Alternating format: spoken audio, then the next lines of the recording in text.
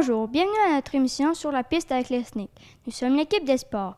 Il y a plusieurs sports qui se démarquent à Montmagny. Moi, j'ai trouvé ça plaisant parce qu'on a appris plein de choses sur les sports. On a appris à connaître des personnes quand on les a interviewées.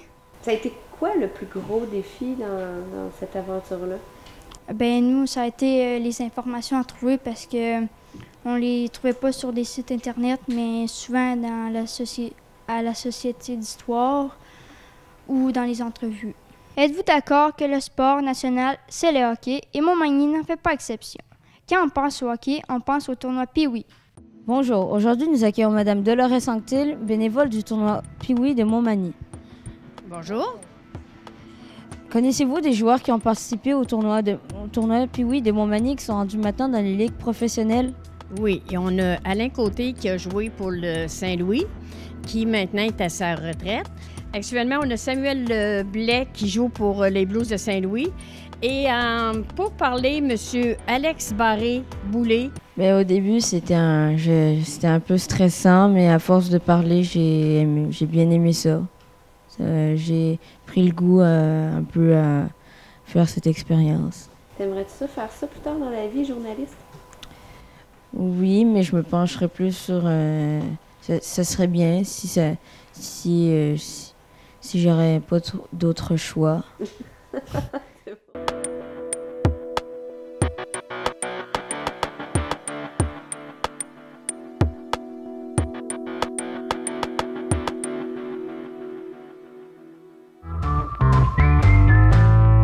Un autre sport fascine les Magnemontois, c'est le golf. Nous possédons un terrain de golf. Y avez-vous déjà mis les pieds? Nous allons vous présenter une entrevue avec M. Christian Dionne, directeur général du club de golf. Depuis combien de temps le club de golf existe-t-il? Le club de golf a été fondé en 1964.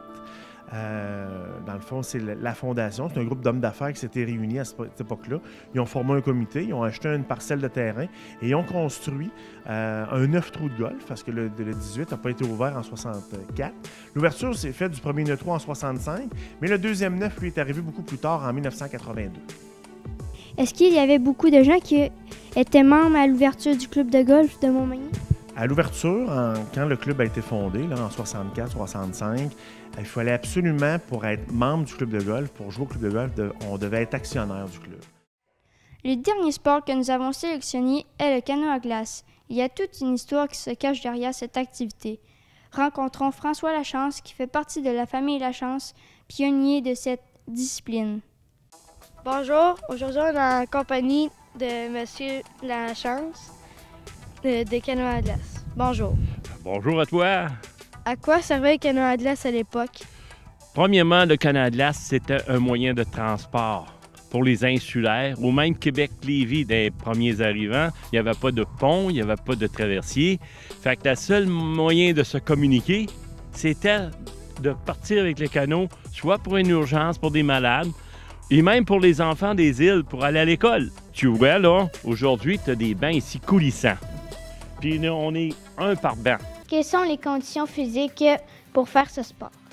Tout d'abord, il faut avoir un bon cardiovasculaire, donc il faut s'entraîner soit par la course ou du vélo, se préparer le mieux possible parce que les courses sont assez longues.